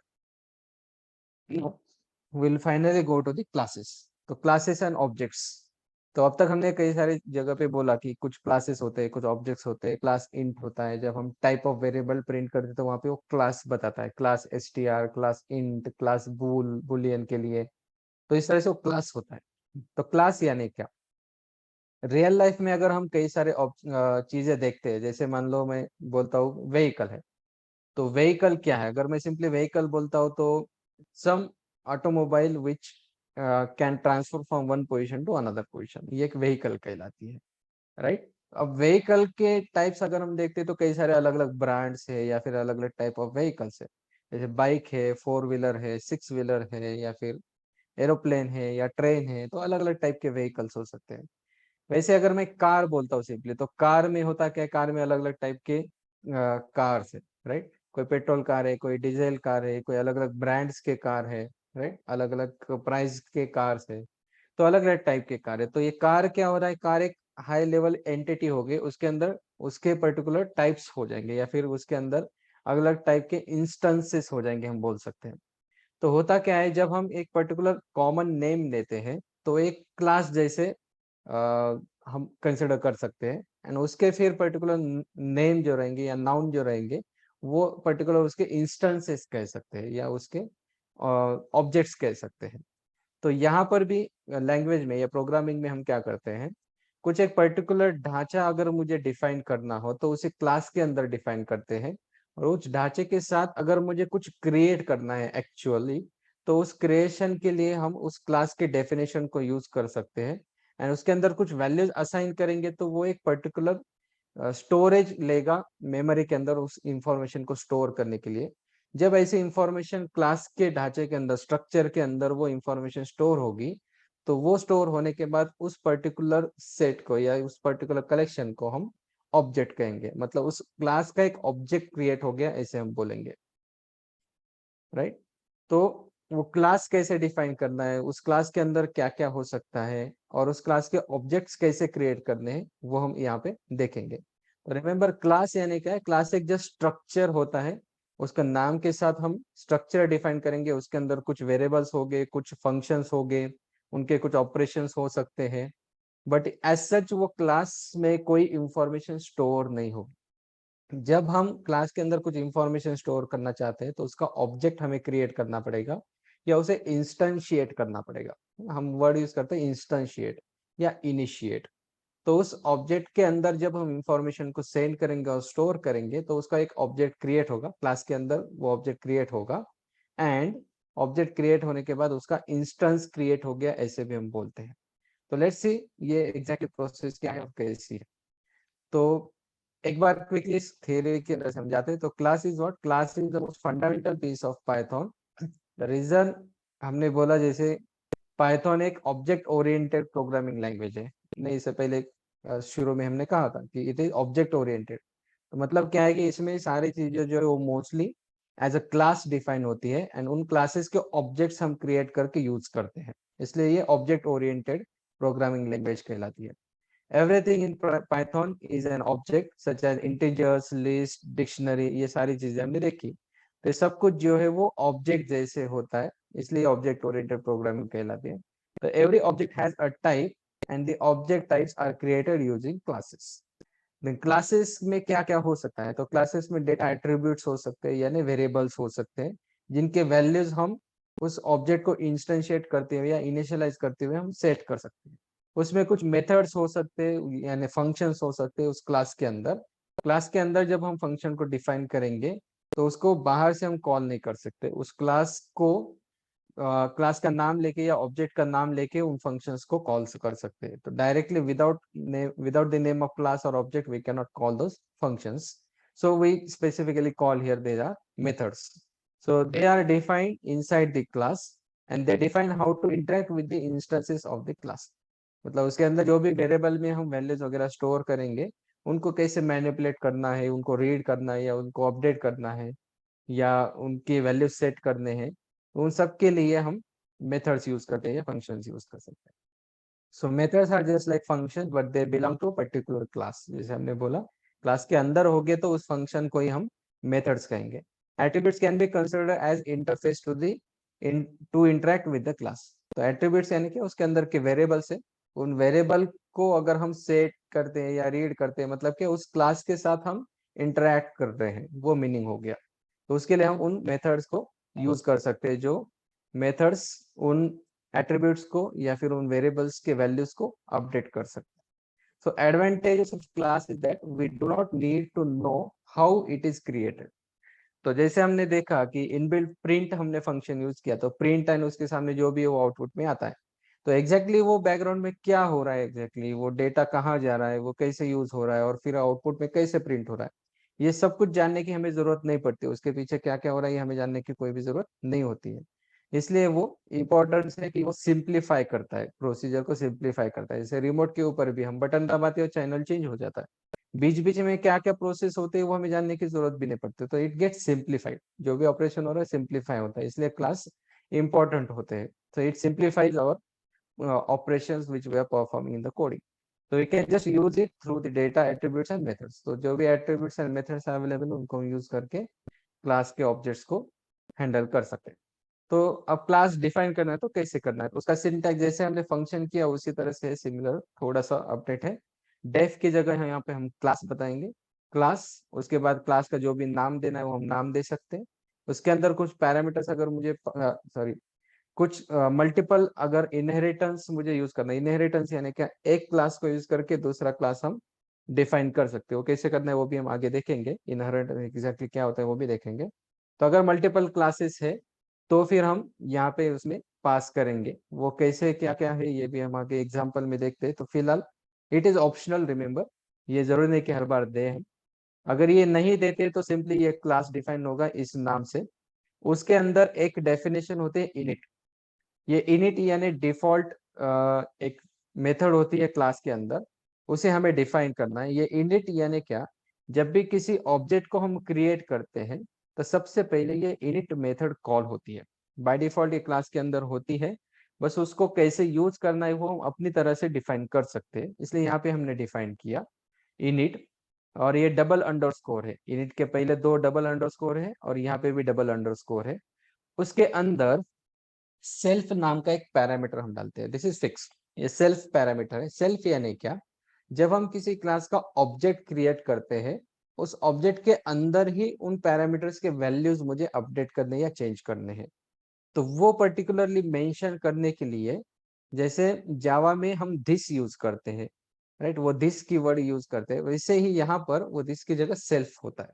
तो यहाँ पे सेल्फ कीवर्ड हम यूज करेंगे। सेल्फ का मतलब होता है जिस ऑब्जेक्ट पे हम ये फंक्शन कॉल करेंगे उसी ऑब्जेक्ट के वैल्यूज को हमें चेंज करना है, वो इंडिकेशन होता है ये सेल्फ का।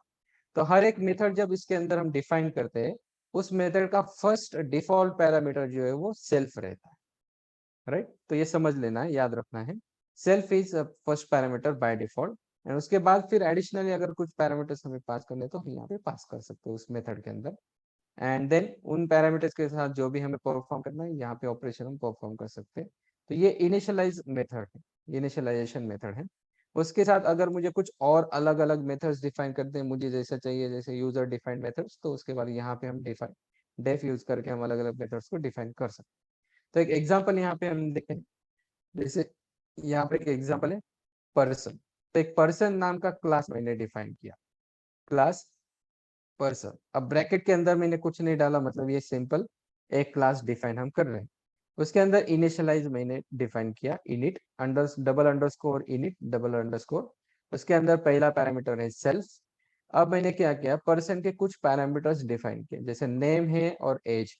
तो कोई भी पर्सन है तो उसका नाम होगा और उसका कुछ एज होगा, ये मैंने मान लो यहाँ पे एज्यूम कर लिया। तो जब भी हम कोई पर्सन क्रिएट करते हैं तो उस पर्सन का एक नाम एंड उस पर्सन का एज ये हम डिफाइन करते हैं। तो इसमें हम क्या करेंगे, self dot name and self dot age. अब ये दो क्या है, ये दो मैंने पैरामीटर्स या एट्रीब्यूट्स डिफाइन किए। मतलब इस पर्सन क्लास के लिए ये नेम एंड एज ये दो एट्रीब्यूट्स हो गए। मतलब ये नेम एंड एज जो ये पर्सन के प्रॉपर्टीज हो गए, है ना? इसे हम प्रॉपर्टीज भी कह सकते हैं या एट्रीब्यूट्स भी कह सकते हैं। तो ये पर्सन के प्रॉपर्टीज है या पर्सन के एट्रीब्यूट्स है। इसमें हमने क्या किया, उनके वैल्यूज जो भी यहाँ पे यूजर सेंड करेगा उनसे सेट किया। यानी उस ऑब्जेक्ट का नेम इस नेम से हमने सेट किया एंड इस ऑब्जेक्ट का एज इस एज से हमने सेट किया। तो दिस इज पैरामीटर सेटिंग या एट्रीब्यूट सेटिंग। जो इस क्लास के एट्रीब्यूट है उसको हमने सेट किया। तो यहाँ पे हमने बोला था एट्रीब्यूट इनिशियलाइजेशन। तो कुछ एट्रीब्यूट्स हमने डिफाइन किया और उन एट्रीब्यूट्स को सेट किया या इनिशियलाइज किया। तो ये वो ऑपरेशन है। हमने name and age attributes define किए एंड उनको सेट किया यहाँ पे नेम एंड एज यूज करके। अगेन यहाँ पे हम अलग नाम भी दे सकते हैं, 123 एज 123 एनीथिंग इज ओके। बस यहाँ पे वो जो हम डिफाइन करेंगे उसको यहाँ पे लिखना पड़ेगा। सो ये सेम ही हो ऐसा जरूरी नहीं है, ये नेम है तो ये भी नेम होना चाहिए ऐसा कुछ जरूरी नहीं है, अलग अलग हो सकते हैं, एनीथिंग इज ओके। तो ये एट्रीब्यूट सेट हो गए। In addition to this attributes हम इस क्लास के अंदर कुछ मेथड्स लिखेंगे। जैसे यहाँ पे मान लो एक मेथड मैंने लिखी, सिंपल मेथड है gate name. Gate name method में इसलिए चाहता हूँ कि कोई अगर नेम रिट्रीव करना चाह रहा है या पूछना चाह रहा है उस पर्सन का नेम क्या है, तो मैं क्या करूंगा, इस गेट नेम मेथड को कॉल करूंगा। और ये गेट नेम मेथड क्या करेगा, सेल्फ डॉट नेम यानी इस ऑब्जेक्ट का नेम जो है वो रिटर्न करेगा। राइट, इस तरह से हम गेट नेम को यूज कर सकते हैं। अगेन यहाँ पे नाम कुछ भी दे सकते हैं, जरूरी नहीं कि गेट नेम ही हो, बस हमें वो समझ में आना चाहिए कि वो मेथड एग्जैक्टली क्या कर रहा है। अकॉर्डिंगली वहां पे हम नाम डिसाइड कर सकते हैं। देन मैंने और एक मेथड डिफाइन किया, जैसे अपडेट नेम। मान लो किसी ऑब्जेक्ट का नाम है और उसको मुझे अपडेट करना है, चेंज करना है, तो मैं क्या करता हूँ, उसमें एक नया नाम एक्सेप्ट करूंगा यूजर से, और जो नया नाम एक्सेप्ट करूंगा उसको मैं नेम को सेट कर सकता हूँ। तो self dot name is equal to new name, यहाँ पे मैंने अपडेट किया। इस तरह से हम उस ऑब्जेक्ट के नेम को या एज को अपडेट कर सकते हैं या मॉडिफाई कर सकते हैं या रिट्रीव भी कर सकते हैं। फॉर एग्जाम्पल यहाँ पे मैंने एक पर्सन क्रिएट किया, देखो। तो एक पर्सन क्रिएट करने के लिए यहाँ पे क्या किया है, यहाँ तक सिर्फ डेफिनेशन हो गई, ये क्लास की डेफिनेशन हो गई। अब तक कोई ऑपरेशन ऐसा परफॉर्म नहीं होगा या एग्जीक्यूट नहीं होगा। डेफिनेशन के बाद उसको हमें कॉल करना है या यूज करना है।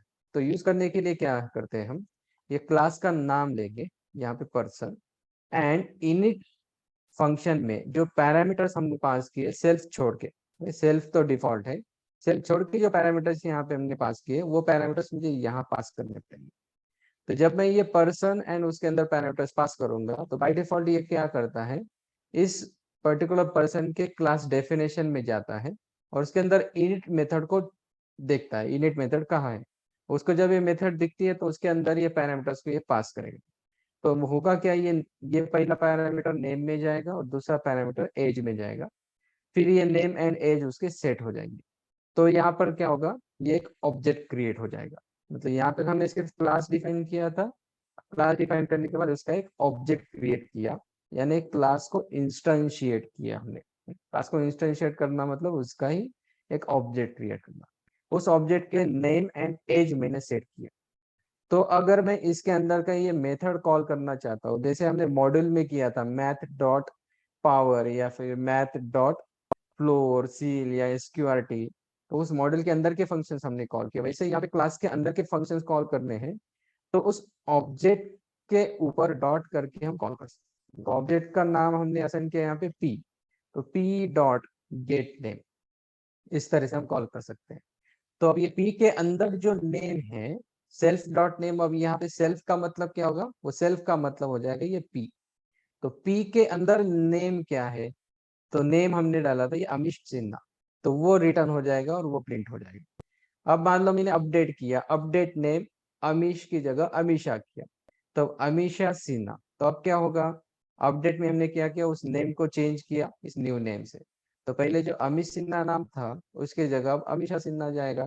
अब फिर से मैं अगर गेट नेम करता हूँ तो जो नया नाम हुआ वही प्रिंट होगा, राइट। तो इस तरह से हम उस ऑब्जेक्ट को यूज कर सकते हैं उसके अंदर के फंक्शंस को कॉल करने के लिए या मेथड्स को कॉल करने के लिए। तो इसको अगर मैं एग्जीक्यूट करता तो कुछ इस तरह से आउटपुट आ गया। तो गेट नेम, पहला हमने ये गेट नेम किया इसके ऊपर, तो ये अभी सिन्हा पहले जो सेट किया था वो प्रिंट हो गया। फिर हमने उसको अपडेट किया, अपडेट किया तो यहाँ पे रिटर्न क्या कर रहे हैं हम अपडेट के अंदर, नथिंग, कुछ भी रिटर्न नहीं कर रहे, इसलिए यहाँ पे नन प्रिंट हो गया। देखो क्योंकि हम प्रिंट कर रहे हैं उसके रिटर्न वैल्यू, रिटर्न कुछ नहीं कर रहे तो वो नन प्रिंट कर दिया।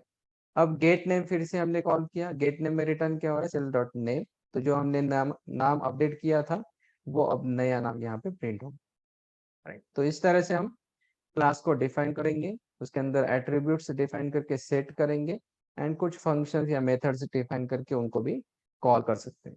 तो जो भी अलग अलग तरीके के फंक्शनलिटीज हमें परफॉर्म करने हैं उनके करस्पॉन्डिंग ये क्लासेस एंड उसके एट्रीब्यूट्स एंड फंक्शंस को हम लिख सकते हैं, उसको यूज कर सकते हैं।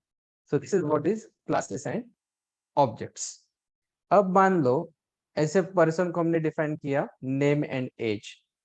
अब पर्सन सारे के सारे पर्सन तो सेम नहीं होते हैं, पीपल सेम नहीं होते, तो मान लो कोई एक स्पेशल टाइप का पर्सन मुझे डिफाइन करना है, उसका एक एग्जांपल है मान लो student. Student is special type of person, employee, employee is special kind of person, या फिर कोई बिजनेसमैन है तो वो स्पेशल काइंड ऑफ पर्सन है, या कोई पॉलिटिशियन है स्पेशल काइंड ऑफ पर्सन है। तो एक टाइप ऑफ पर्सन हो गए अलग अलग। मान लो ऐसा कोई स्पेशल टाइप मुझे डिफाइन करना है और उसके कुछ अलग अलग प्रॉपर्टीज हो सकते हैं। जैसे यहाँ पे मान लो पर्सन है तो पर्सन में हमने दो ही प्रॉपर्टीज डिफाइन की है, नेम एंड एज। मान लो अब मुझे स्टूडेंट डिफाइन करना है, अब स्टूडेंट है तो स्टूडेंट का भी नाम होगा, उसका भी एज होगा, और उसके साथ साथ उसका स्कूल नेम एडिशनली आ सकता है, उसका रोल नंबर आ सकता है, या फिर उसके सब्जेक्ट्स आ सकते हैं, एक्सेट्रा एक्सेट्रा। तो उसके और कुछ एडिशनल पैरामीटर्स आ सकते हैं जो कि शायद सबके लिए एप्लीकेबल नहीं होंगे, वो स्टूडेंट्स के लिए एप्लीकेबल है, राइट। तो ऐसे कुछ स्पेशल एडिशनल प्रॉपर्टीज अगर मुझे चाहिए in addition to original properties which are also available for person, तो हम क्या करेंगे, एक क्लास से दूसरा क्लास डिराइव कर सकते हैं। डिराइव क्लासेस, डिराइव या फिर उसको एक्सटेंड करेंगे, एक्सटेंड या उसे इनहेरिट करेंगे। तो इन्हीं प्रोसेस को हम अलग अलग नाम से जानते हैं, इनके अलग अलग मीनिंग भी है। फिलहाल हम इसको इनहेरिटेंस कहेंगे। इनहेरिटेंस यानी क्या, एक क्लास की सारी चीजें लेके मैं और एक एक्स्ट्रा क्लास डिफाइन करता हूँ जिसमें पहले क्लास की सारी चीजें तो होगी, एट्रीब्यूट्स एंड मेथड्स तो हो गए, in addition to that question में एडिशनल नए मेथड्स एंड नए प्रॉपर्टीज भी डिफाइन कर सकता हूँ। तो इस तरह से अगर मैं दो क्लास को डिफाइन करता हूँ तो उसे इनहेरिटेंस कहलाता है। जैसे पेरेंट्स एंड चिल्ड्रन में इनहेरिटेंस होता है, पेरेंट्स के कुछ प्रॉपर्टीज चिल्ड्रन में आते हैं। जैसे हम बोलते हैं कि ये अपने पापा से जैसा दिखता है, ये अपने मम्मी के जैसे दिखता है कोई चाइल्ड, तो इसका मतलब क्या है, उनके माता पिता से कुछ वो प्रॉपर्टीज इनहेरिट कर रहा है। बट कुछ प्रॉपर्टीज होते हैं जो उसके माता पिता के जैसे नहीं होते हैं, जैसे उसका मान लो कोई बिहेवियर है या उसकी आवाज है कुछ अलग होती है। तो अपने कुछ प्रॉपर्टीज भी होते हैं उस चाइल्ड के, और कुछ प्रॉपर्टीज अपने पेरेंट्स से भी इनहेरिट करता है। वैसे ही यहाँ पर एक क्लास से दूसरा क्लास जब हम डिराइव करते हैं तो कुछ प्रॉपर्टीज वो पेरेंट क्लास से लेता है, और कुछ प्रॉपर्टीज वो अपने खुद के भी डिफाइन कर सकता है, प्रॉपर्टीज भी एंड मेथड्स भी। तो उसका प्रोसेस क्या है वो हम देखते हैं। सॉरी, एक एग्जांपल यहाँ पे मैंने लिया, सेम पर्सन क्लास मैंने लिया ऊपर जैसे हमने डिफाइन किया, नेम एंड एज उसके अंदर है, gate name and update name methods हमने डिफाइन किए। और स्टूडेंट क्लास मैंने डिफाइन किया। स्टूडेंट क्लास क्या कर रहा है, पर्सन को इनहेरिट कर रहा है, मतलब पर्सन की सारी चीजें चाहिए उसमें। तो उसके लिए क्या तरीका है, तो स्टूडेंट के सामने वो पर्सन यानी जो ओरिजिनल क्लास था उसका नाम यहाँ पे डालो, तो इस सारे चीजों को यहाँ पे वो ऑटोमेटिकली इसके अंदर इंक्लूड कर देगा, तो उसको हमें फिर से ऐड करने की जरूरत नहीं है। और एडिशनली मान लो स्टूडेंट की कुछ प्रॉपर्टीज मुझे चाहिए, जैसे रोल नंबर। अब रोल नंबर एक एक्स्ट्रा प्रॉपर्टी है जो पर्सन में नहीं थी, बस स्टूडेंट में मुझे चाहिए, तो ये एक एक्स्ट्रा प्रॉपर्टी यहाँ पे आ गई। उसके रिलेटेड कुछ एक्स्ट्रा मेथड जो है वो भी मैं यहाँ पे ऐड करता हूँ। तो मान लो गेट रोल नंबर, तो उसका रोल नंबर जो भी होगा वो रिटर्न करेगा। अब मान लो मुझे स्टूडेंट का ऑब्जेक्ट क्रिएट करना है या स्टूडेंट का एक इंस्टेंस क्रिएट करना है, तो उसमें मुझे क्या क्या चाहिए? उसमें मुझे name, age and roll number, ये तीनों भी चाहिए। नेम एंड एज कहाँ से आ गए? ये पर्सन से आ गए, क्योंकि पर्सन की सारी चीजें इसमें ऐड हो गई। तो नेम एंड एज मुझे चाहिए होंगे, एंड एडिशनली एक रोल नंबर। तो मैं क्या करूंगा, इसके अंदर भी एक इनिशियलाइज फंक्शन डिफाइन करूंगा, उसमें ये तीनों भी पैरामीटर्स एक्सेस करूंगा। अब ये तीनों में से जो नेम एंड एज है, ये दो पैरामीटर तो पर्सन में डिफाइन किए गए थे, ये स्टूडेंट में हम अलग से डिफाइन नहीं कर रहे। तो इसलिए हम क्या करते हैं, जो जहां से हमने ये क्लास स्टूडेंट क्लास डिराइव किया यानी पर्सन से डिराइव किया है, तो उसको कॉल करने के लिए, यानी उसका इनिशियलाइज फंक्शन कॉल करने के लिए हम सुपर कीवर्ड यूज करते हैं। तो सुपर क्या करता है, इस क्लास से मैंने इस स्टूडेंट क्लास को इनहेरिट किया है, तो ये सुपर क्लास में जाएगा यानी पर्सन क्लास में जाएगा, और उसके इनिट फंक्शन को कॉल करेगा। उसके इनिट में क्या है, दो पैरामीटर्स हम भेज रहे हैं, नेम एंड एज। तो यहाँ पे मैं क्या करूंगा, ये दो दो पैरामीटर जो है उसको सेंड करूंगा। तो यहाँ पे हो क्या रहा है, ये सुपर क्लास यानी पर्सन क्लास का इनिट मेथड कॉल हो रहा है, और उसके नेम एंड एज सेट हो जाएंगे। तो एक्चुअली अभी ये सारी चीजें यहाँ पे ऐड हो गई है, नीचे ऐड हो गई है। तो एक्चुअली वो ऊपर की सेट हो गए, मतलब स्टूडेंट के अंदर ही वो सेट हो जाएंगे। उसके साथ एडिशनली एक रोल नंबर मैंने स्टूडेंट के अंदर डिफाइन किया, self dot roll number, and उसका वैल्यू अभी यहाँ पे हमने सेट किया।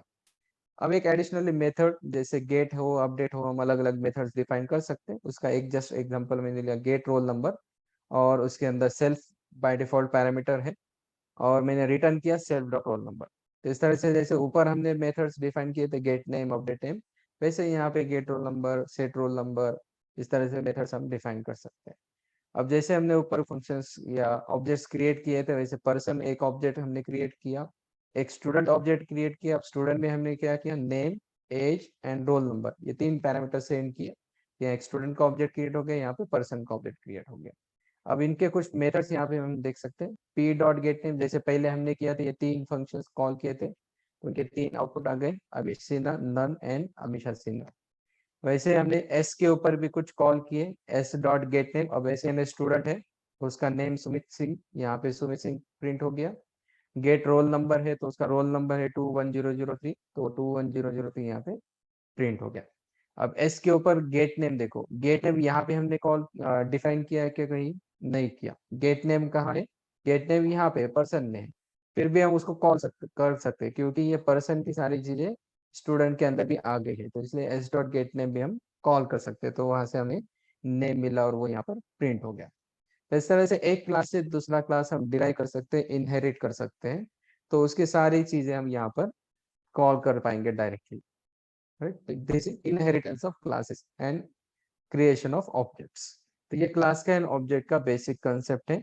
उसका एक एक्स्ट्रा कंसेप्ट यहाँ पे हमने देखा, इनहेरिटेंस, एक क्लास से दूसरा क्लास एक्सटेंड करना है तो कैसे करना है, या इनहेरिट करना है तो कैसे करना है। So this is about the classes and objects. So this is all about the basics of Python, जो हमें important था, वो important part यहाँ तक हमने cover किया। तो इस यही सारी चीजें जो है मोस्टली हम यूज करेंगे, इवन इतनी भी चीजें यूज करने की जरूरत रेयरली ही होती है। इसमें से कुछ स्पेसिफिक चीजें ही हमें आगे जाके यूजफुल होगी, स्पेसिफिकली जब मशीन लर्निंग के अंदर हम जाएंगे, डेटा साइंस के अंदर जाएंगे। बट ये कंसेप्ट सब कुछ अगर समझ में आते हैं तो you are good enough to go ahead for any application with Python, right. तो यहाँ तक कोई क्वेश्चन, कोई डाउट हो तो बता सकते हो मुझे। सर, ये जो हाँ ये फंक्शन है सुपर क्लास का, हाँ। मैं अगर सेल्फ डिफाइन किया तो कुछ एरर आएगी क्या, या क्या होगा? सेम किया तो हाँ, सेल्फ जैसे या मान लो यहाँ पे गेट नेम है, हाँ। और वैसे गेट नेम यहाँ पे भी कॉल करता हूँ मैं, ऐसे डिफाइन करता हूँ, यही बोल रहे हो। नहीं, सुपर जो क्लास है यहाँ पे अगर नेम के आगे सेल्फ पैरामीटर डाल दिया तो क्या होगा? स्टूडेंट में या पर्सन में? स्टूडेंट में। स्टूडेंट में क्या करना है यहाँ पर? ये जो सुपर क्लास है dot init, super dot init, इसमें यहाँ अगर पर हाँ हाँ ये तो यहाँ पे हाँ अगर सेल्फ लिखा तो कुछ एरर आएगा या कुछ मतलब यहाँ पर सेल्फ ऐसे बोल रहे हो? नहीं पैरामीटर्स में हाँ एट्रीब्यूट। अच्छा यहाँ पर हाँ यहाँ पर हाँ हाँ तो यहाँ पर इसका मतलब क्या हो रहा है, मैं एक ऑब्जेक्ट सेंड कर रहा हूँ। सेल्फ यानी क्या होता है, वो ऑब्जेक्ट होता है। हाँ तो बराबर। यहाँ पर जब हम सेंड करेंगे तो ये एक्सपेक्ट करेगा कि यहाँ पे एक थर्ड पैरामीटर आ जाए सेल्फ, या फिर कोई ऑब्जेक्ट मान लो एनीथिंग ओबीजे। ओके यहाँ पर इसका मतलब हो रहा है हम 3 पैरामीटर सेंड कर रहे हैं, तो एक्सेस करने के लिए भी मुझे 3 पैरामीटर करने पड़ेंगे। रिमेम्बर ये सेल्फ पहला जो हम डेफिनेशन में यूज करते हैं फंक्शन के डेफिनेशन में सेल्फ बाय डिफॉल्ट होता है, तो वो मुझे सेंड करने की जरूरत नहीं होती है कभी। उसके आगे जितना भी हम लिखेंगे उसे मुझे सेंड करने की जरूरत पड़ेगी।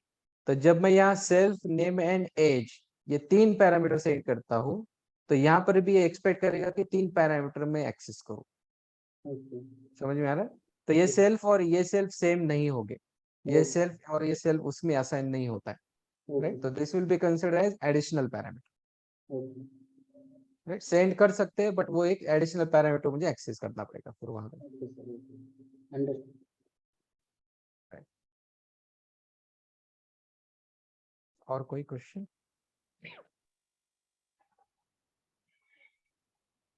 नहीं।